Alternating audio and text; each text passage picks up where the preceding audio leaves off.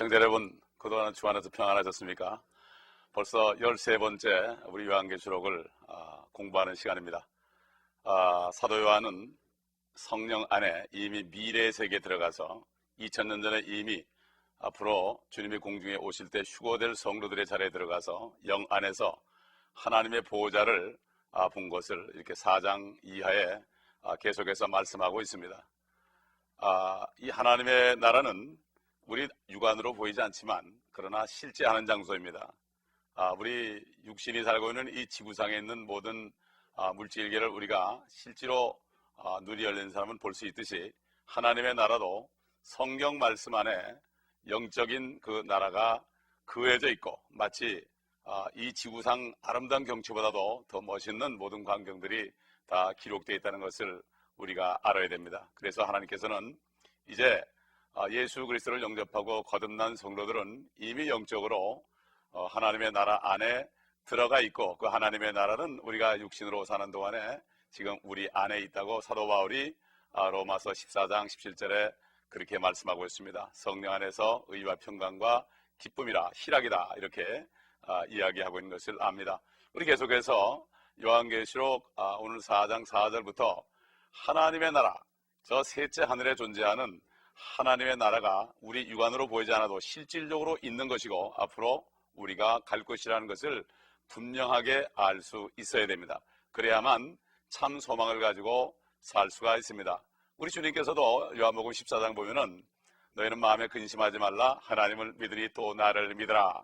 내 아버지 집에는 거할 곳이 많다. 그런데 그게 영어로 보면은 저택들입니다. Many mansions in my father's house.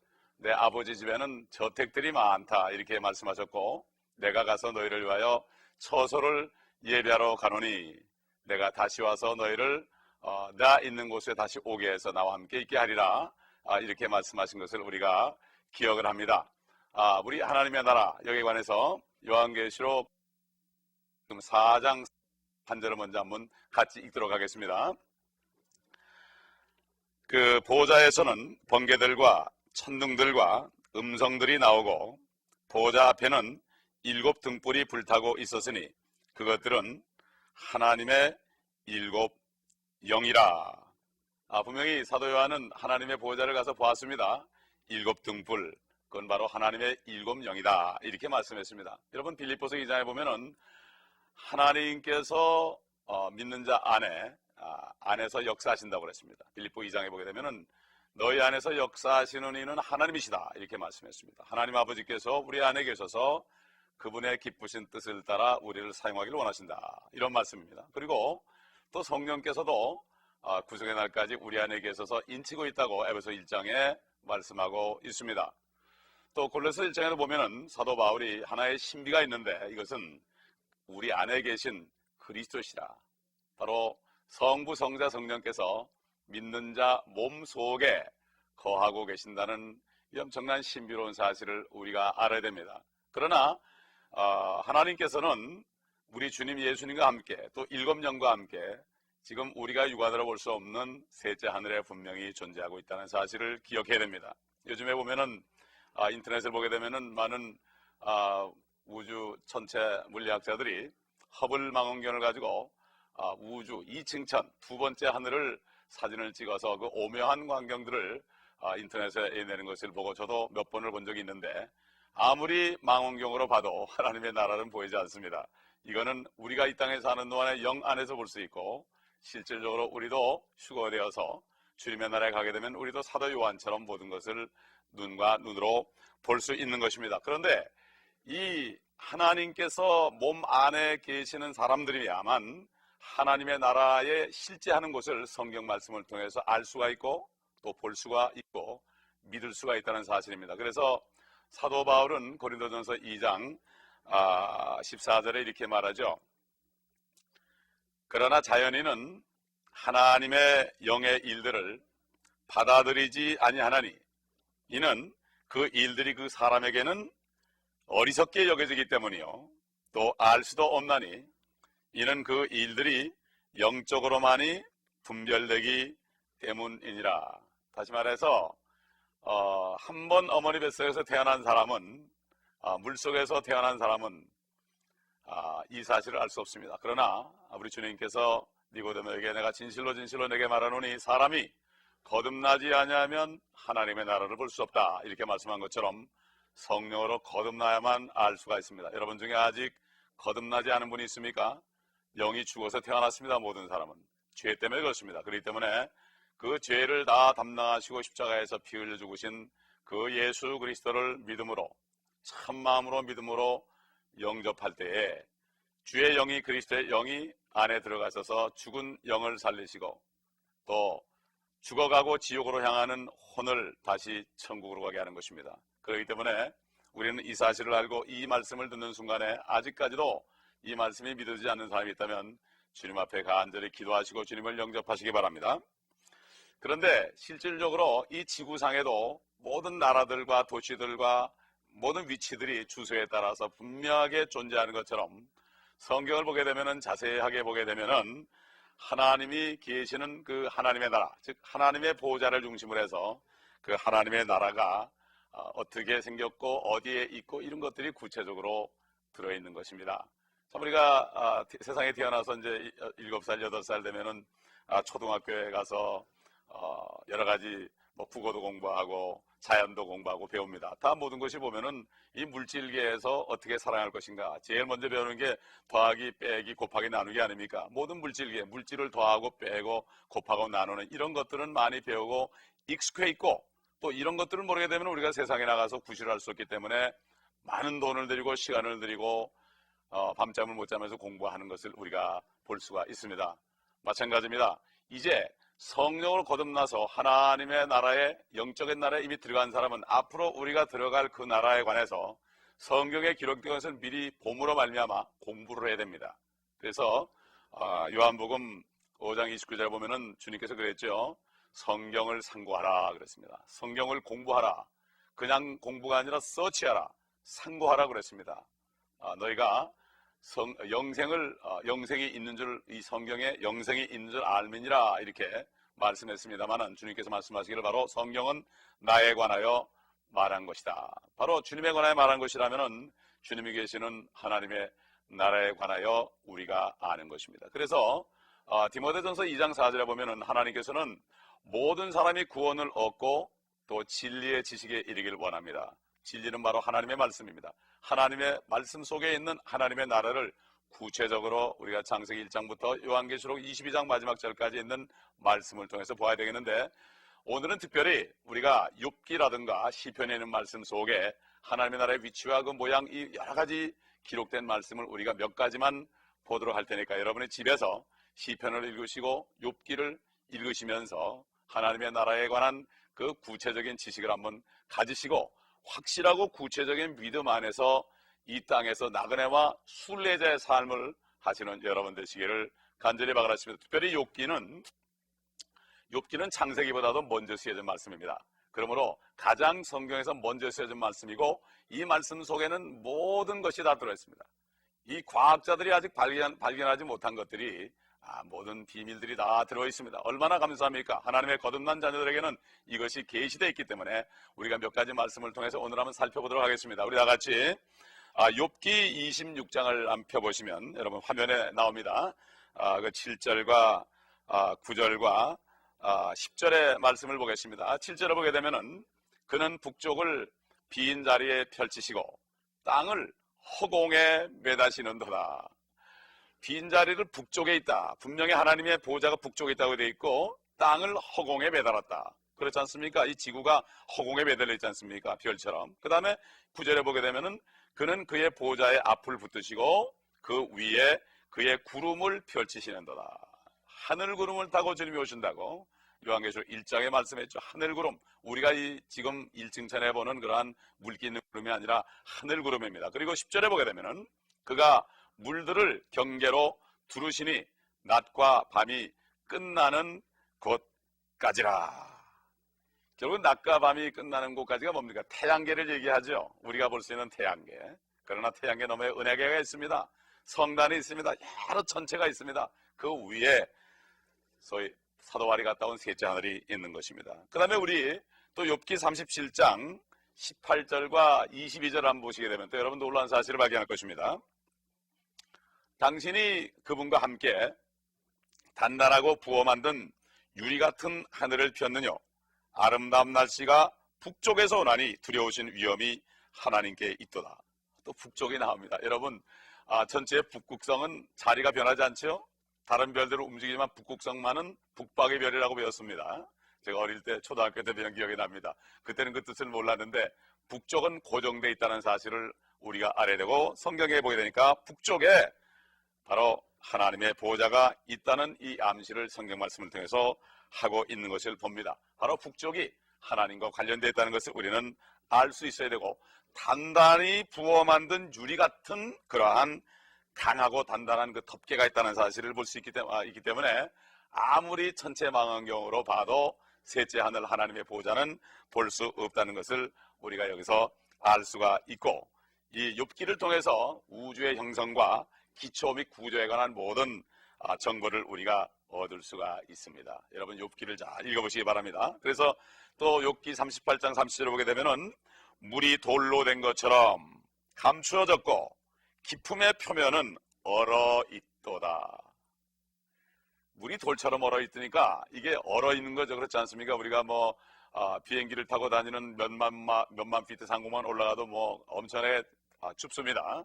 그러니 물리적으로 하나님의 나라가 무지무지한 높은 곳에 존재하고 있단 말입니다. 이 우주 공간을 넘어서 있으니까 얼마나 춥겠습니까? 그러니까 유리처럼 얼음처럼 생겼다. 그래서 그 위에 있는 물이 얼어있기 때문에 감춰져 있다.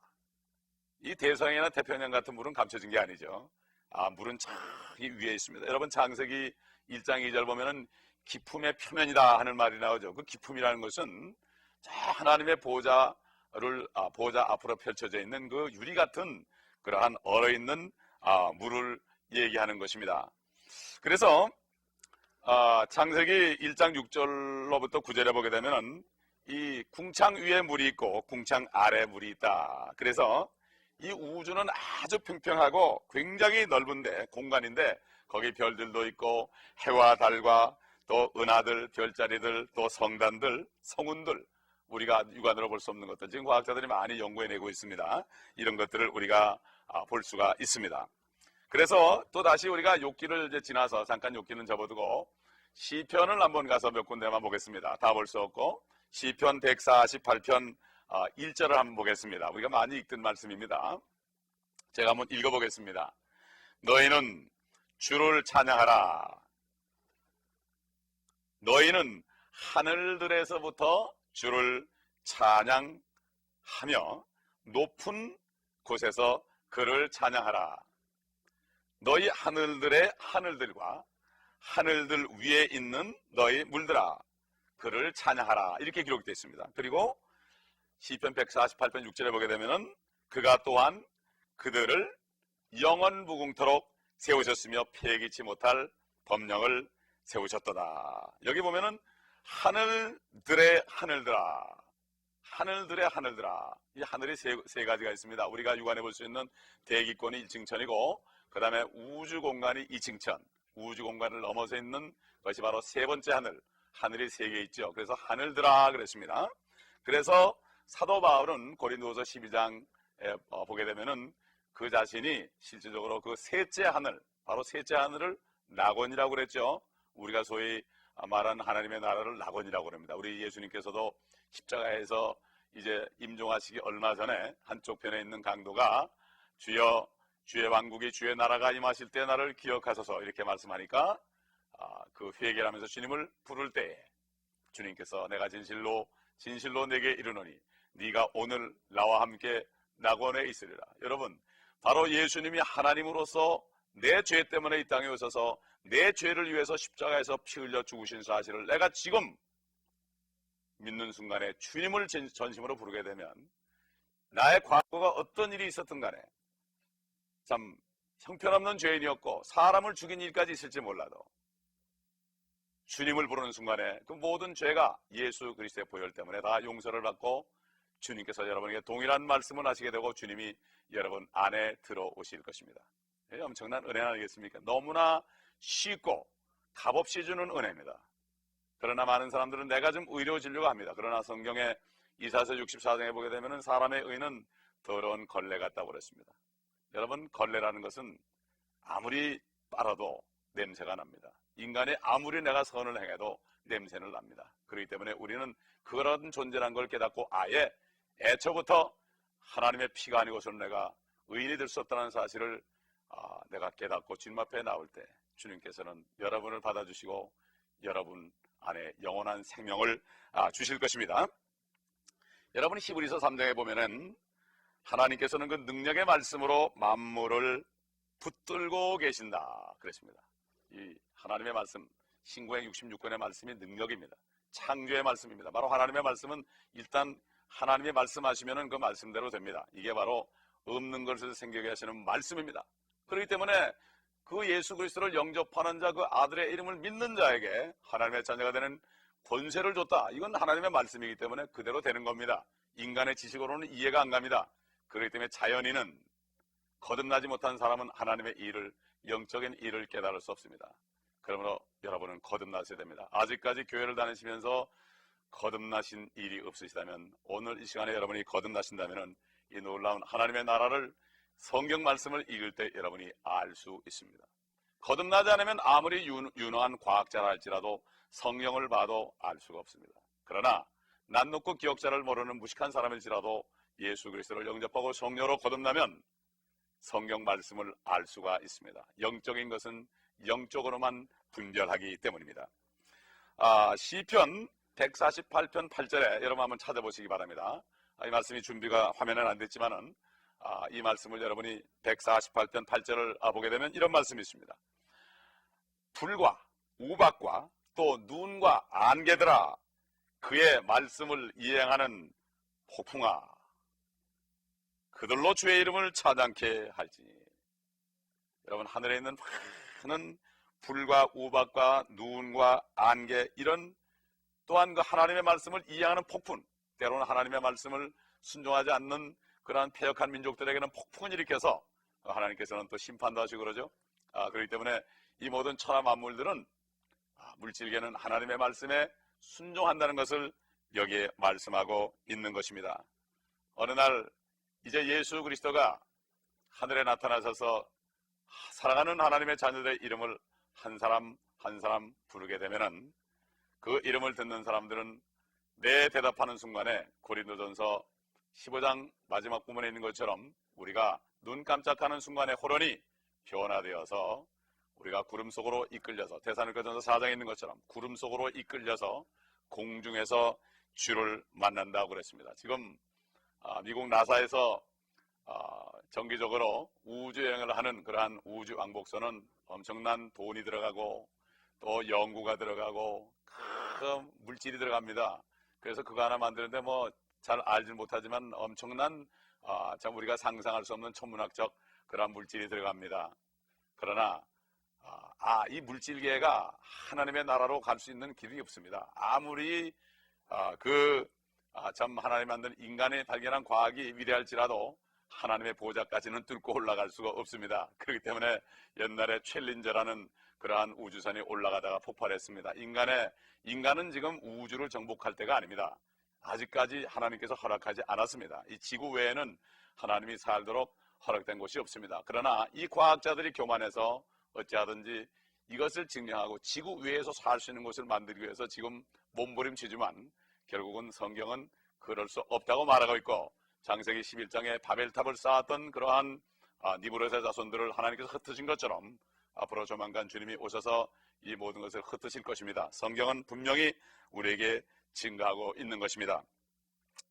그래서 앞으로 주님이 오시게 되면은 하나님을 믿는 거듭난 성도들은 변화되어서 그 눈 깜짝하는 순간에 나사에서도 감당할 수 없고 상상할 수 없는 눈 깜짝하는 순간에 1층 천을 지나서 2층 천을 지나서 하늘 보호자까지 올라갈 것입니다.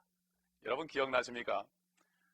이스라엘 민족들이 애굽에서 나올 때, 그럴 때 광야로 들어갈 때 어디를 통과했습니까?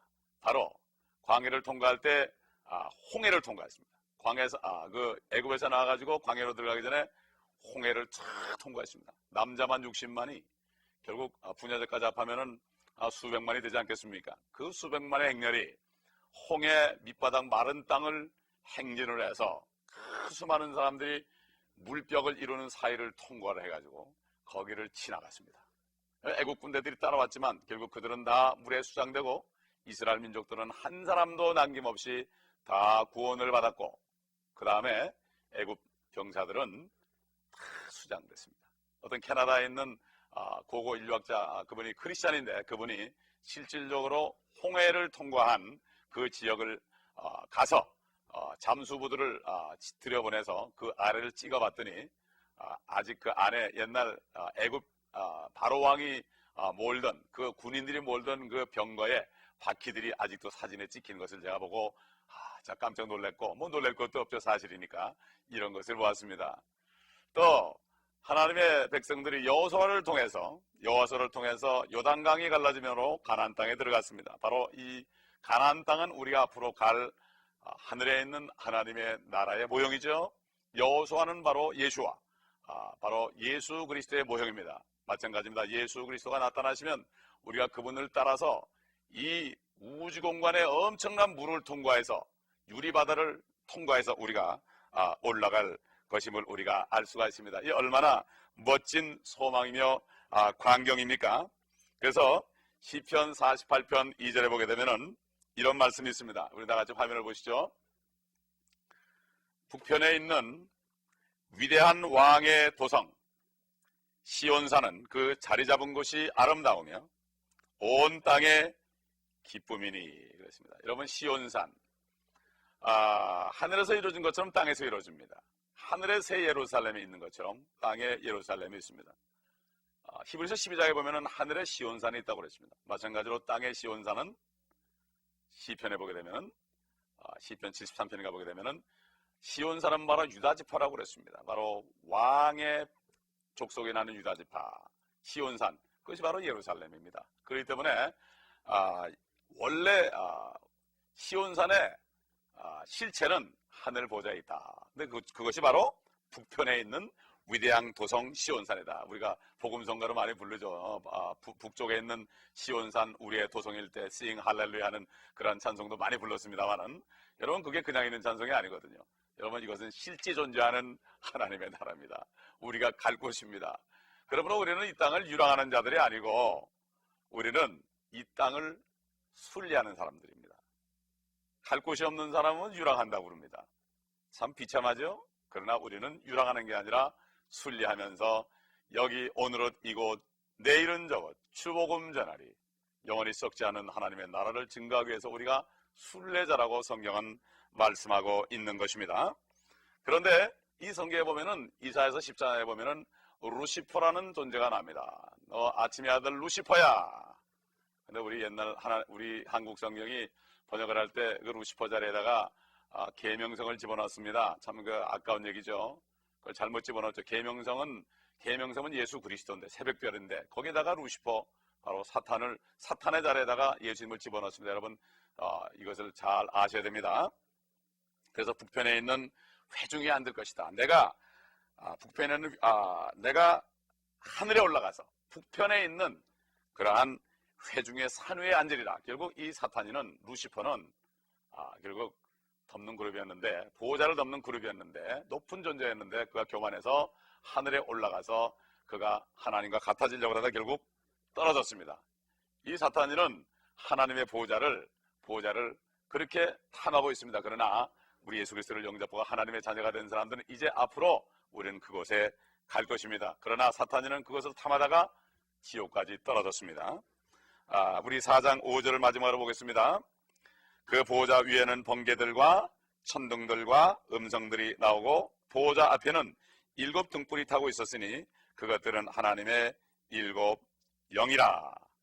하나님 아버지가 보좌에 앉아 계시고 오른편에 예수 그리스도가 서 계시고 앉아 계시고 그 다음에 7 영, 성령께서 계신다. 이사야 11장에 보면 7 영은 지혜의 영이요 명철의 영이요 계획의 영이요 능력의 영이요 지식과 주님을 두려워하는 영이라고 그랬습니다. 여러분 성령을 받으시면은 이 7가지 영으로 충만할 수 있습니다. 여러분 성령 충만을 위해서 기도하시기 바랍니다. 그러면은 이 지혜와 명철과 하나님 말씀을 깨닫는 명철, 그 다음에 계획할 수 있는 능력, 또 그리스도의 능력, 그 다음에 하나님의 나라에 대한 지식과 주님을 두려워하는 영으로 충만할 때 이 땅에서 주님을 섬기면서 주님의 말씀에 순종하다가 주님을 영광 중에 만날 것입니다. 기도하겠습니다. 아버지 하나님 감사합니다. 오늘도 하나님의 나라에 관하여 성경 구절을 통하여 구체적으로 실제적으로 물리적으로 존재하시는 하나님 나라에 대한 말씀을 우리가 배우게 하심을 감사합니다. 이 소망을 가지고 이제는 말씀 안에 있는 확실한 하나님의 나라의 소망을 가지고 없지만 영 안에서 우리가 성령을 통하여 말씀을 통하여 보고 소망 가운데 흔들리지 않고